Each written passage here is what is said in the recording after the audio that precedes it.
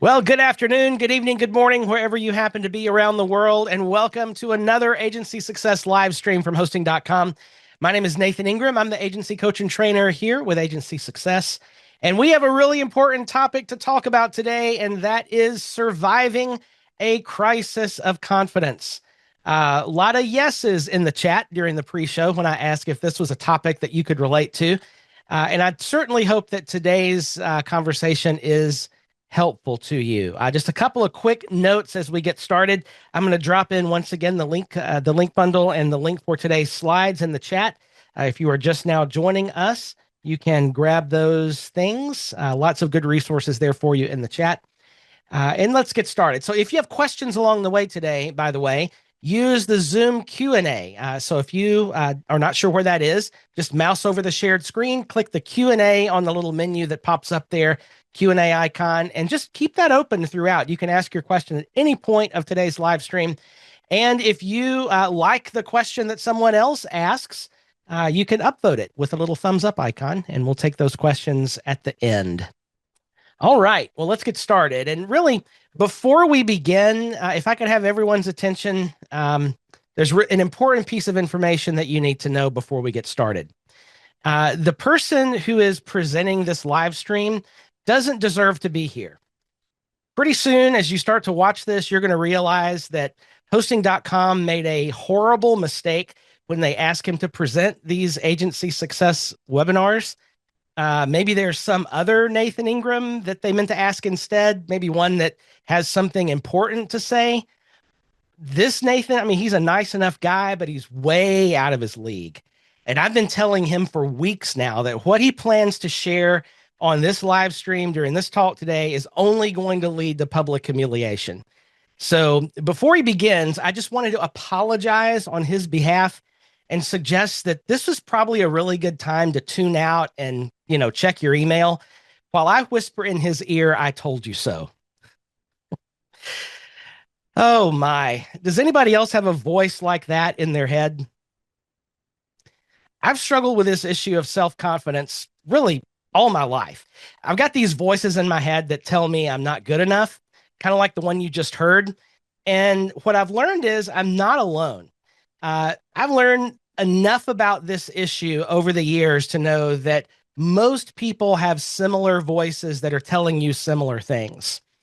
In recent years, mental health experts have really dug into this topic and they've made great strides to understanding the mechanisms behind this inner struggle that I think we all face. There have been lots of research that has been done into the physical structures in our brain, like the limbic system, to that immaterial thing that Freud called the superego, that acts like this critical, self-critical conscience voice.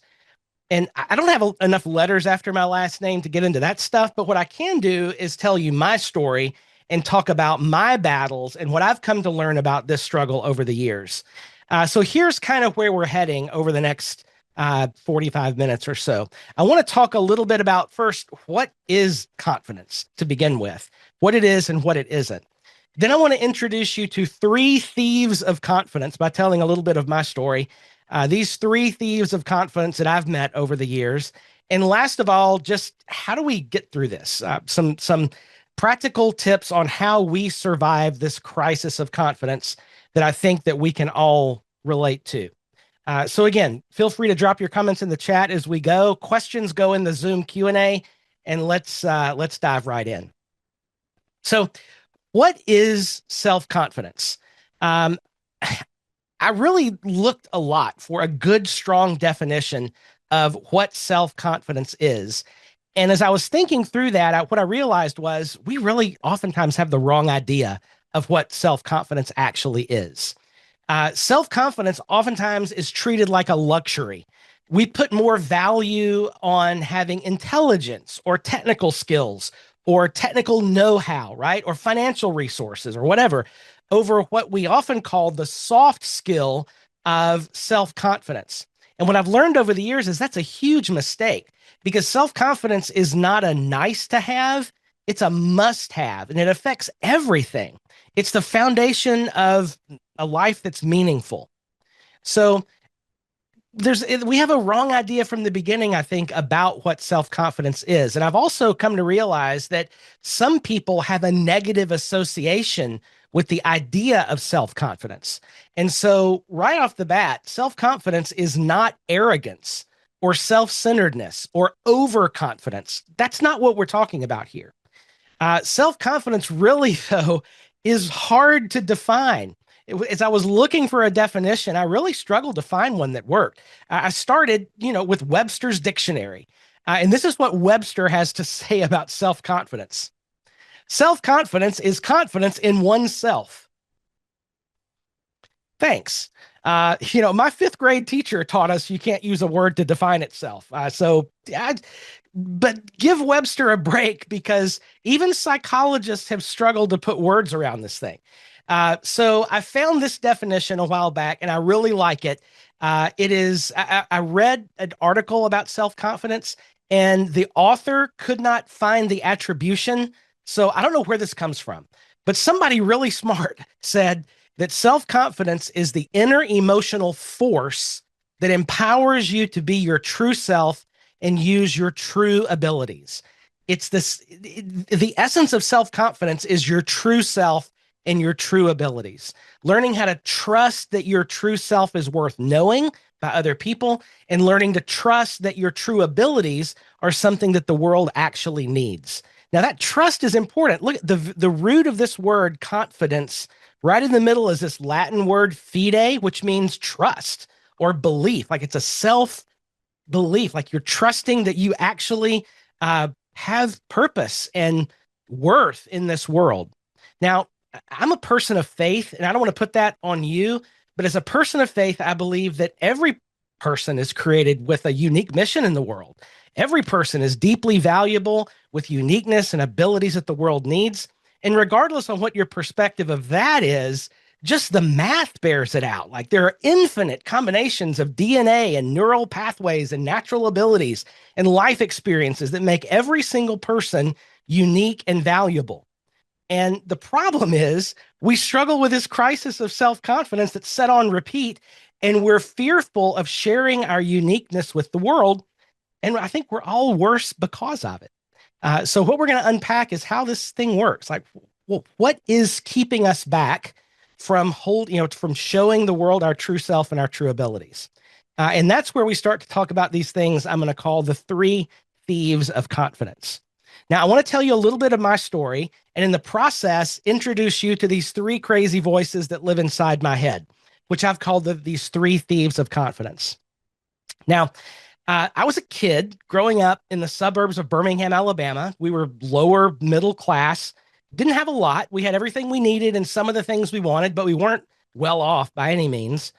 And I grew up in a world in the American South where boys sort of formed a pecking order on the playground at recess time based on their athletic abilities. And I was not athletic. I was the short, chubby kid. I was never quite as good at any of that as anyone else. And that's the way it was in elementary school. Like I always felt less than, like never quite as good as anybody else. Now, I'm a big fan of personality tests. I'm kind of fascinated by personality tests and tools. And my favorite has always been the Myers-Briggs, and maybe you've taken that before, but I always test out as an ESTJ. And that's what the Myers-Briggs types call the executive. The executive likes to define a plan and execute it and put order around things and build systems and help to organize people. That's what those kinds of activities help a person like me feel significant. But as I was a kid, I was never able to use any of those natural abilities because I had no confidence. And that was a recipe for misery. So when it came time for middle school, you're roughly 12, 13 years old, our several elementary schools came together into a middle school. And I was in a class mostly with kids from the richer side of town. They all wore the right clothes, they had the right shoes, all those things. I didn't have any of that. And I still felt less than. And that's when I became aware of the first thief of confidence. And that is the guy I call the critic. Now, the critic takes those external criticisms that we might hear from people, whether they're real or imagined, and he plays them over and over again in my head. It's like a soundtrack that's stuck on repeat. So the critic will say things like, "Oh, you're so ugly, look at your huge nose," or "You're going to fail anyway, so why even try?" Or "You're such a loser, you always make a mess out of everything." Or "You're weird, you're not like other people. You're so stupid. How could you do that? You'll never succeed. You'll never amount to anything. If they really knew you, they wouldn't like you. You have nothing meaningful to say. You're just adding to the noise. There's so many people who are so much better at everything else than you are. You are not good enough and you're incapable of ever being good enough. Whew, that's heavy, right? How many of you know that voice all too well? Like you've got a different, maybe it's a, but you hear that same kind of voice in your head. And think about it. Would you ever say anything like that to a friend? Good grief, of course not. But the critic isn't bothered by how it sounds. The critic, he or she, whatever voice you hear, just keeps that soundtrack set on repeat and all these statements. The critic is a jerk. And the thing is, we keep hearing these things over and over again in our heads, and they become truth for us. And we start not even to question it. And the critic's whispers become part of this inner narrative about ourselves. And you might say, well, why are you talking about this on hosting.com? Because it affects everything that we do in our work, like the way we feel about the creative work that we produce, the way we feel about other people looking at us and judging how good or bad we are at our jobs, whether we feel worthy to charge a certain price for our projects. It all connects. So the critic, boy, I have a very well developed, very loud inner critic. And by the time I started high school, he was there and he was very much a jerk. So in high school, it's sort of natural for people to gravitate toward certain cliques. And for me, it was the school newspaper. It was something my school did really, really well, and I poured myself into it. I worked after school. I worked late nights to get the issues finished and ready for press. And I was all in. I dove all in for the first 3 years of high school. And it was during the first week of my senior year of high school when it was time to name an editor for the year. Now, I had always, like, that, this was my goal. I wanted to be the editor. And the editor had always been a senior, and I was the most senior on the team. I was the only one who had been there all 4 years. And so for me, I'm thinking this is just a no-brainer. I was going to be editor, and I wanted it really bad. Well, the first meeting of the school newspaper staff of that year, the teacher announces, we're going to be sharing editor responsibilities this year. And it was me with another senior who had only transferred in the year before. And they also put a sophomore on the team. I mean, a sophomore, somebody that was 10th grade, like they'd only been there for a year. And it was a kick in the gut to me. And the critic had this field day. Like I was hearing, like it was really difficult. All my hard work, all those years, and I was still less than. And the critic never failed to remind me of that.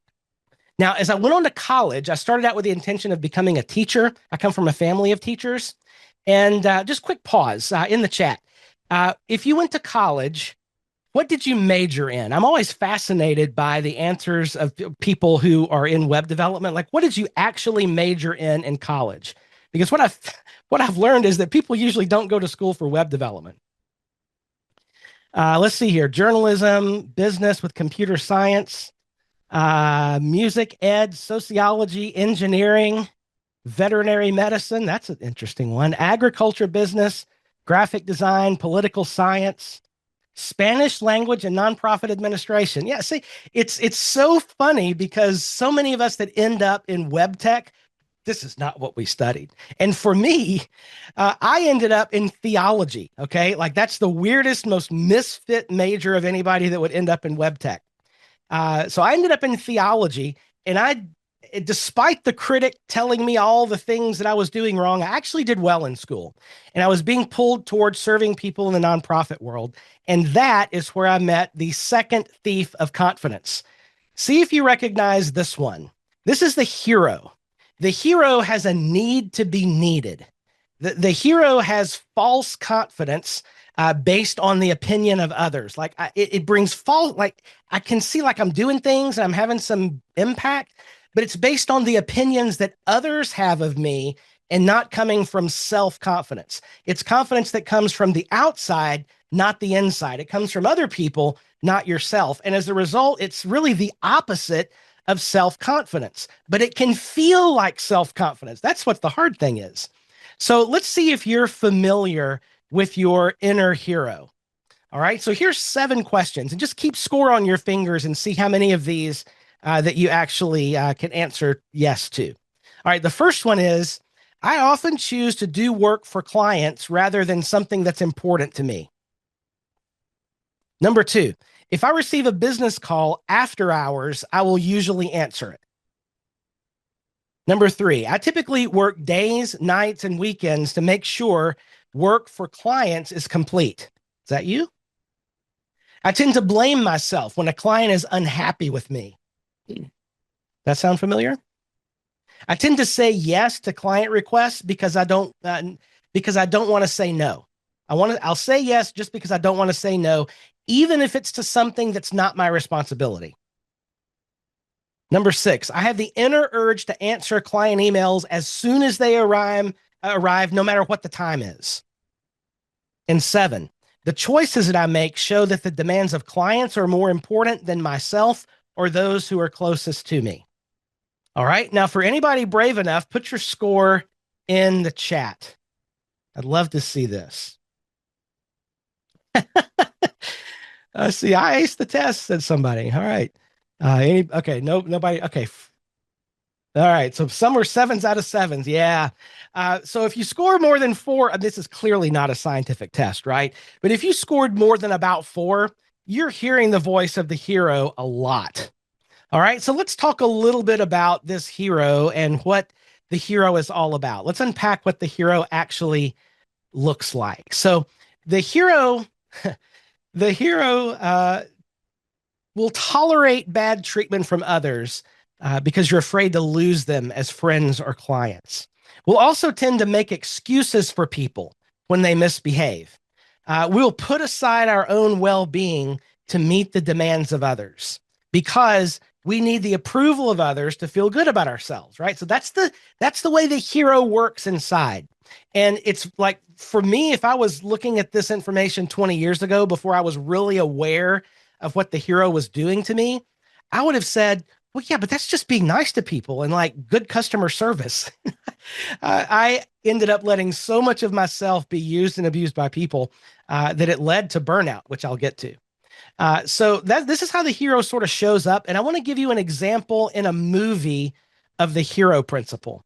How many of you recognize this little still from a very famous movie called Jerry Maguire? And this is that famous line, right?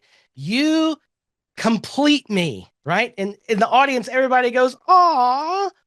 And what I've learned is my response is, no, that's terrible. This is what therapists call codependency, right? Because if somebody can complete you, they can uncomplete you or destroy you.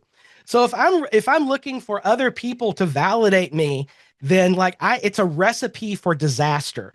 So the hero is sort of like a client codependency. It's really a false confidence because it's based on the opinions of others. If your work can complete you, then it can uncomplete you as well. And what happens is this creates unsustainable expectations from others. You can't keep the pace forever of trying to please everybody. You just can't. But what happens if we're really kind of living in the hero and the hero's controlling all the things that we're doing? The hero becomes a magnet for bad clients.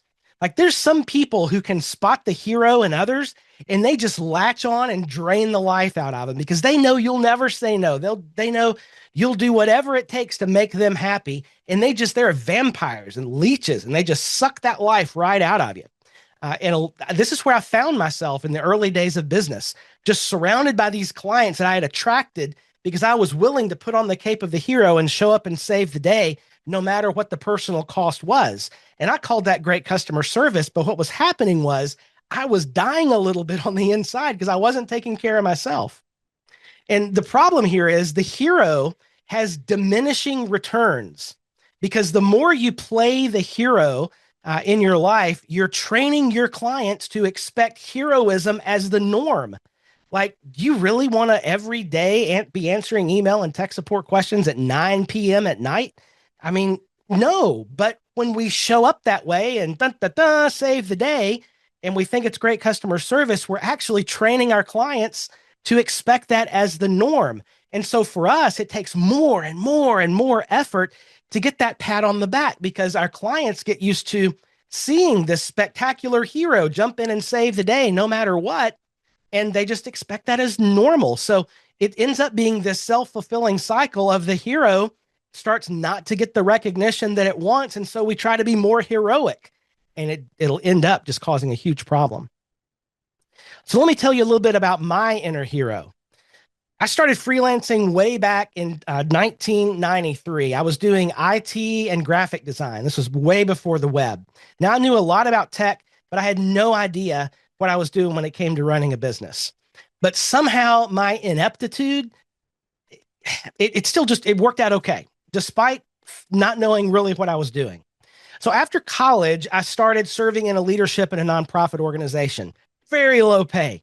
And I was freelancing on the side as kind of a side hustle to make all the ends meet, be able to pay the bills. And I did pretty well in my leadership roles. I served 3 organizations over the next 10 years, but I was working literally all the time. And it was mostly good times, maybe because I was too young to know any better. But when I look back at that time now, I realized that I was running on the energy of the hero. And the bits of self-confidence, I thought were self-confidence, that I was experiencing were from the external affirmations, not coming from inside of me.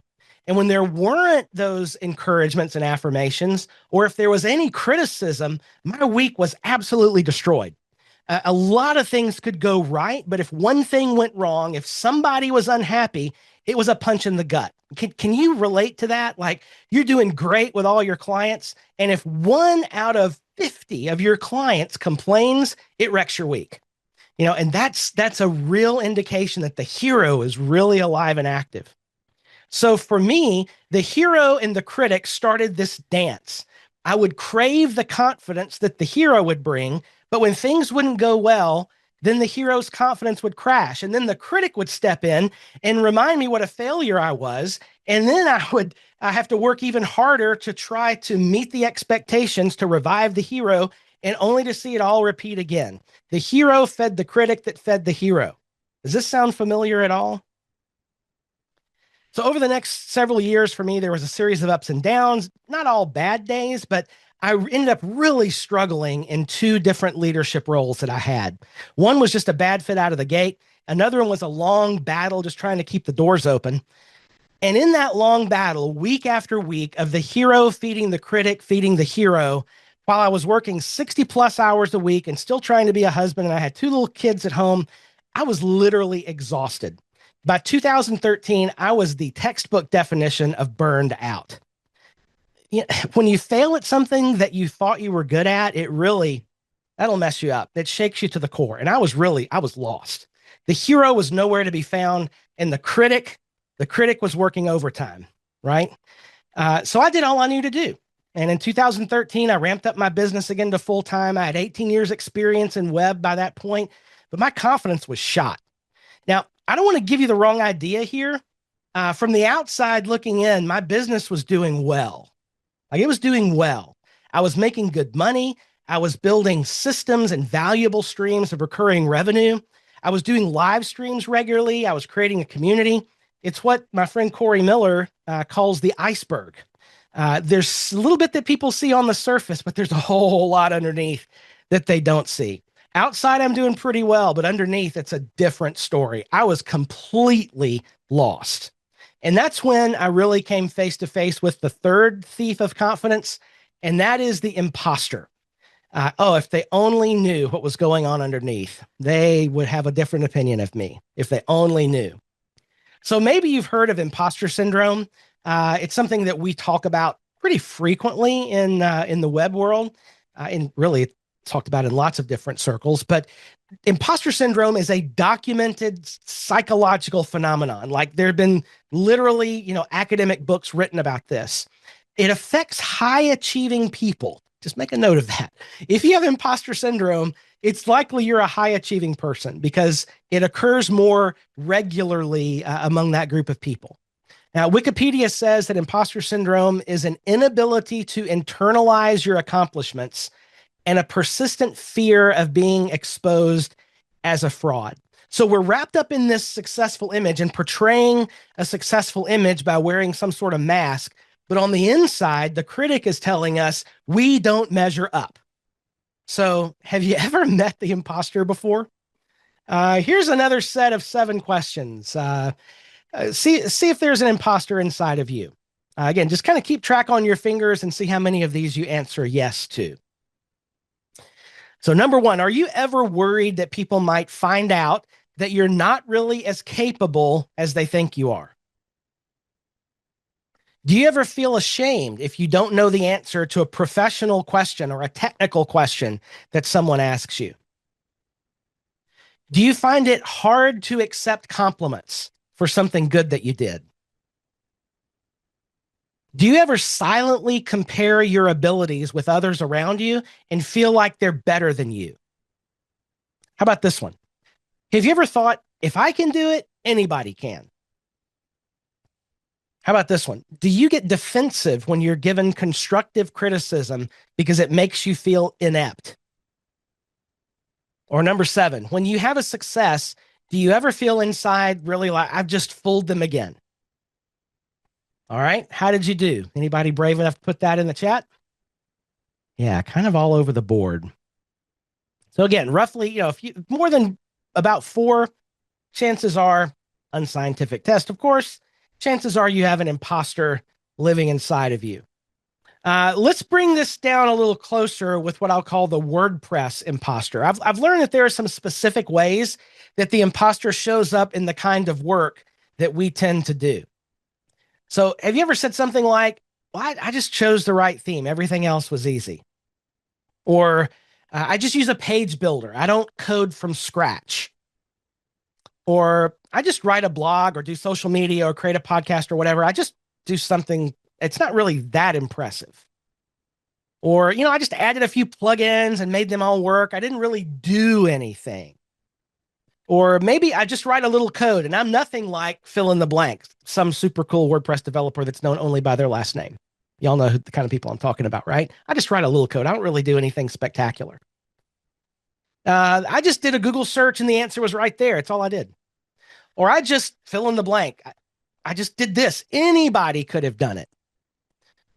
So this is something that I'll call the I just problem, because anytime you start a sentence with I just, it is almost certain that you're about to undervalue yourself. It's almost certain that the imposter is speaking at that moment. So here's just a little visual example.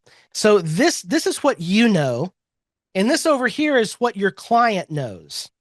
If you're in business, this is pretty normal. Like you know some stuff and your client knows some stuff, but the distance between those two things is value, right?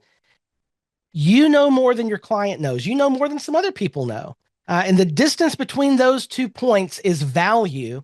And if you're in business, don't be afraid to charge for that.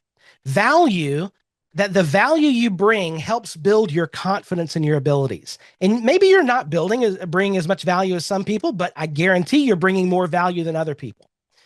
So watch that sentence, because it is a guarantee. It's a dead giveaway that the imposter is probably speaking at that moment. Now, here's one of my favorite ways to visualize this. Imagine that you're on an escalator, okay? And this escalator just goes on forever. It just goes forever. And you're on this escalator, and ahead of you, you're looking at the backs of them going up this long escalator for forever. There's just an uncountable number of people ahead of you, and there's an uncountable number of people behind you as well. Now, the thing about this is we tend to focus on the people that are ahead of us, that are further up the escalator, and we forget that there are people behind us on the escalator. I mean, really, how often do you turn around on an escalator? That's just weird.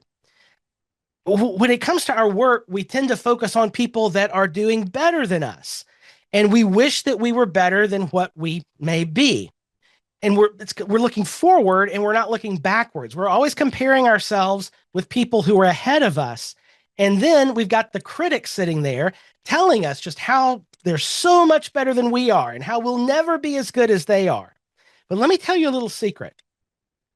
The people who are right with you on the escalator or ahead of you or whatever on the escalator, they have the same crisis of confidence that you have. They have the same imposter syndrome that you have. And they're struggling with their critic, telling them that they're not good enough too.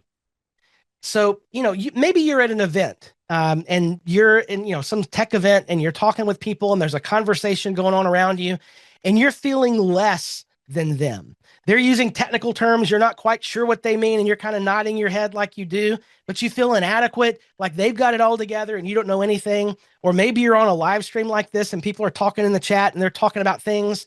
Maybe you're on one of the office hours and somebody's got some great answers and you're sitting here going, I've never even heard of this problem before. And you're feeling less than. It's so normal. We all have this inner narrative. We all have a story that we tell ourselves. These people that we look at and they're ahead of us on the escalator, maybe we have this inner narrative that, they have no problems with any of their clients. All their clients are wonderful. They know exactly what they ought to be charging for their services. They have no problems when they build websites. They can write code in 8 different languages, and they're fluent in code languages I've never even heard of. And they're blogging twice a day, every day, and they've got 4 million followers on social media. They've got it all together, and I'm just little old me sitting here. If any of that sounds familiar, it's normal. This is the inner narrative that every person has. I promise you. It doesn't matter how far ahead they are of you on the escalator. They're still around people that are making them think these same things. See, the imposter takes over when we compare our reality to somebody else's persona, their mask. Everybody is projecting a persona. And I had a friend that put it this way. We see everybody else's highlight reel while we're looking at our own security camera footage. I mean, we just had the Super Bowl last weekend, right? And you could look at a highlight reel of the Super Bowl where these, receivers are making spectacular catches and all of these things. But there's just a few minutes of the highlight reel when the game went for hours. We don't look at all the other plays where nothing actually happens, right? It's like, highlight reel versus just watching that hour, minute by minute, second by second security camera footage that's going on inside of us. And it's just blah and dull and boring. Oh my goodness. Nothing ever happens. And no wonder I feel less than, because the only thing I see from other people posting on social media is all their wins, all the brilliant things that they've thought and done. And I think I don't have any of that because I'm looking at, just day-to-day boring stuff. People don't usually lead with their struggles and their failures in a conversation or on social media. But below the surface, they have the same basic challenges and these voices inside their head that you do. I promise. So those are the voices inside my head: the critic, the imposter, and the hero.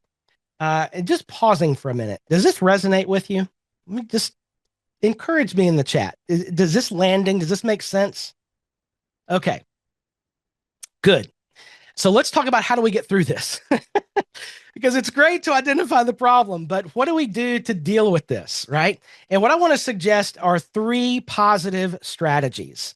I'm going to give you a couple of visuals as well. So the first positive strategy here is we have to be realistic. Look, nobody is an expert at everything. It is impossible for someone to be an expert at everything. Most fields have specializations, and our field is no different. Like the web development in that world and everything we have to know to be agency people, it's only getting worse. It's broader and broader. And all the things we're supposed to know can be really difficult. Like it can make us question our confidence, right? So just realize nobody can know everything. Now, I had a teacher in high school who, I'll never forget the statement. She said, never waste an opportunity for a good Venn diagram. So here we go. Here's our Venn diagram. And this looks like a Death Star, and it could be the death of you if you don't get it. So here's the Venn diagram. The little circle is what I know, and the big circle is what I think that other people know.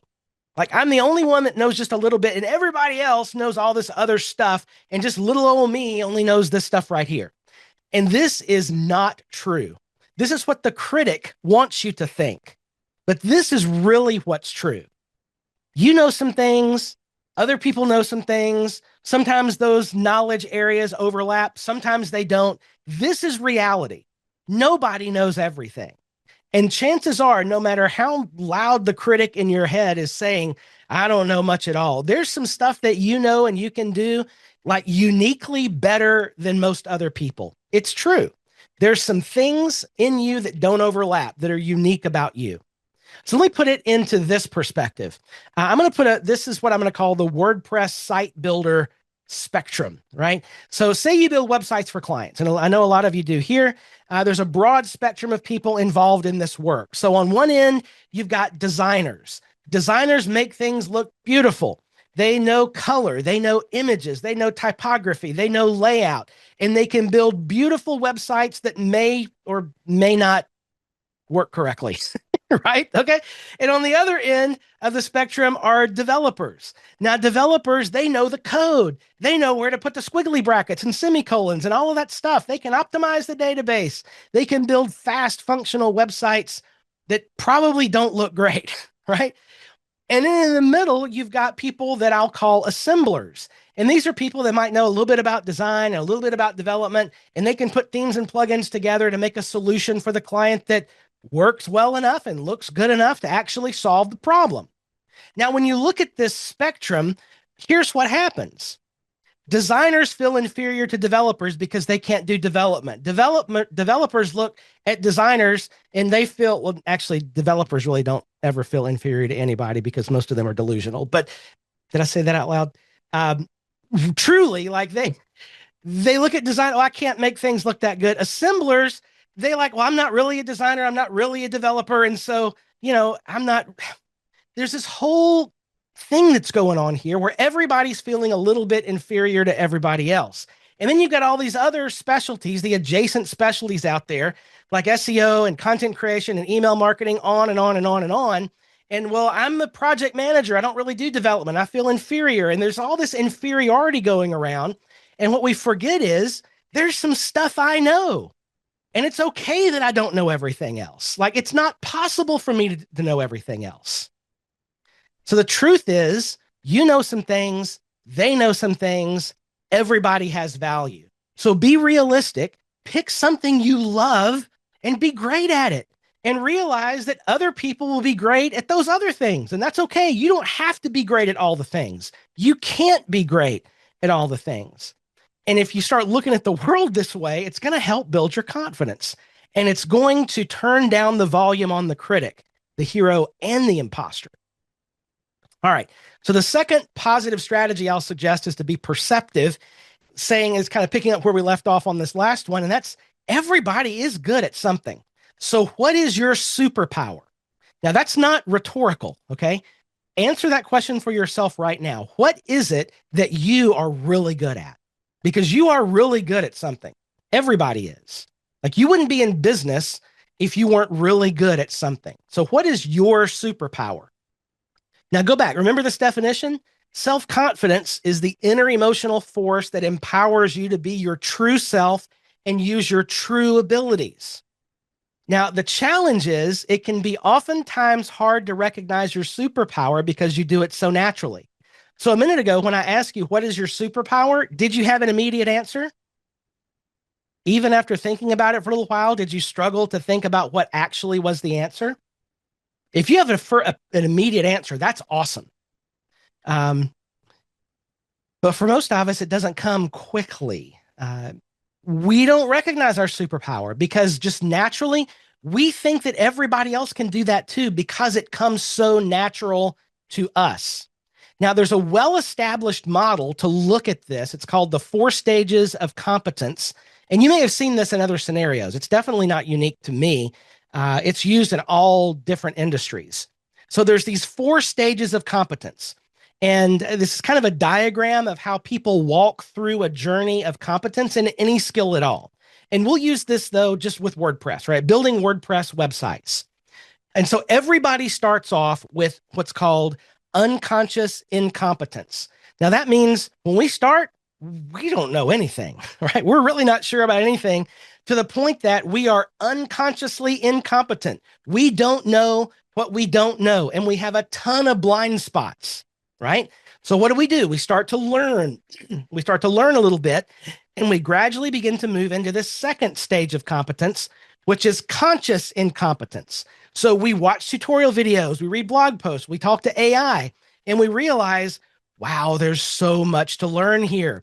I am incompetent and I am aware of it. Like it used to be that I was incompetent and I had no idea I was incompetent. Like how hard could it be, right? But now as I learn a little bit more, I realize, wow, there's so many things. And we come to this point of crisis. And if we sometimes people just quit right here. But if you push on and you start to continue to learn and build more skills and confidence around this ability, like building WordPress sites, like you're building them, you start to select your favorite plugin set, you start to get better at using things. Now you are aware of your competence and you're proficient in this. So we're investing time to learn. We're building systems and structures and we're getting better and we're aware of how good we are. Now, over time, we push into this fourth area, and that's unconscious competence. And what that means is I know how to do stuff, but I'm not even aware that I'm doing it. Like it's just natural, it's intuitive. Things become so natural, I just sort of know how to solve a problem. Now, it's this area right here, this intuition, where it's just second nature to us. And this is where we forget that other people don't understand the things that we know. Like, have you ever? I was just yesterday, just last night, I was over at my parent or Sunday night. I was over at my parents' house because they had technical troubles. Like I'm tech support on call for my parents, and they just happened to live 10 minutes away. So I'll run over there and try to solve a problem for them. It was like Wi-Fi related, whatever. And it was such a simple thing.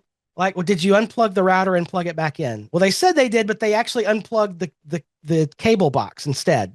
It's just like, why don't you know this? They didn't have competence in this area, right? So we forget and we say, well, anyone could do that, but anyone can't do that.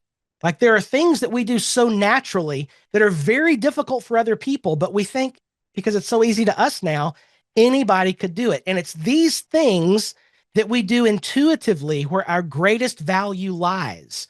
But just by nature of this unconscious competence, we forget that and we think we're not as good as anybody else. It's the self-feeding cycle that happens, right? So, oh, and by the way, the funny thing about this is we can recognize this genius and brilliance and intuition in other people. Like you're really good at that. Like you can just pick up some things and put together a beautiful whatever, right? But we don't see it in ourselves. It's really easy to recognize in others, but it's really difficult for us to recognize this value in ourselves. So what do we have to do? Be perceptive. We need to ask our clients about the value we bring to the relationship. This is one of the things that can be a big confidence boost. It's a very practical step. So at the end of every project, do you have a post-mortem with your client where you just kind of go through the project, see how things went, ask the client, is there any places we can improve? But ask them, what did you most enjoy in working with us through this project? And they'll tell you things that will help you realize or notice once again the brilliance that you have, the things that you bring to the table that you just don't think about because you do them so naturally. Or just reach out to some of your best clients and say, I'm doing some research around my value proposition as we're going to write some new stuff for our website. And I wonder if you might just help me understand what is the thing that you value most about working with us? Like it's a simple question and your good clients won't mind answering that. And that will tell you, it'll clue you in on some of the brilliance that you bring to the table and things that we forget about or we just think is normal. But they'll tell you, no, this is why we love you. This is why we keep working with you. And when we realize what our unique brilliance is, it frees us to say, you know what? I can do what I do best, and I'm going to find trustworthy partners for the rest. We can zoom in on what we most enjoy doing, and there's this freedom that comes when we do that. All right, last of all, and quickly, be authentic. Be honest about your deficits. Pretending you have it all together gets you nowhere. Everybody has deficits in places where we don't know everything, and that's okay.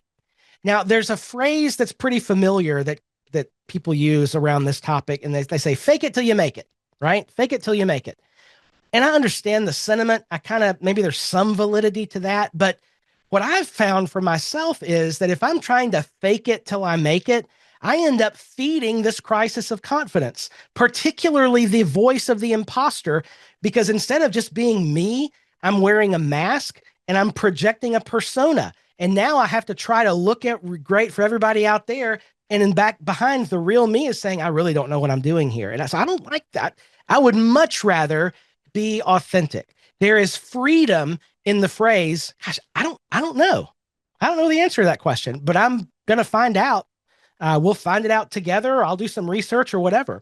You know, in the tech field, in the work that we do, for whatever reason, we tend to think that we have the answer to every tech question, or that we have to have this answer like on the tip of our tongue. When somebody asks us a question, we ought to have the answer. And it speaks to our value if we don't have the answer for all these questions. And I'm not quite sure why that is for our field, because really there aren't professions out there where that's true.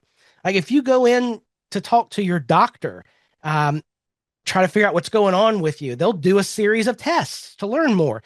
If you ask an engineer to solve a problem, they're going to go do some calculations. If you have an attorney and you need to ask a legal question, well, they're going to go do some research and bill you for it. Then they'll come back with the answer.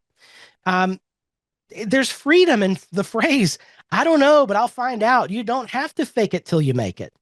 Uh, I think all of us need people that we can be real with, because in our tech world, there is a high degree of isolation, and you have to be intentional about connecting with other people. Now, wherever you do that, it could be online groups, it could be local meetups, it could be co-working spaces, it could be your group of business buddies, but authenticity is contagious. If you're in a group, be authentic, just share something, be courageous enough to share the struggles that you're going through, because when you stop wearing a mask, other people will tend to do the same. And it can be as simple as, look, do any of you have this problem? Don't be afraid to share it. When you take off your mask and let people in on the struggle, you'll be surprised at how many others will do the same thing. And that's a beautiful thing. Somebody has to start that process. So those are a few thoughts about surviving a crisis of confidence. And I would just ask you a few questions here as we're wrapping up.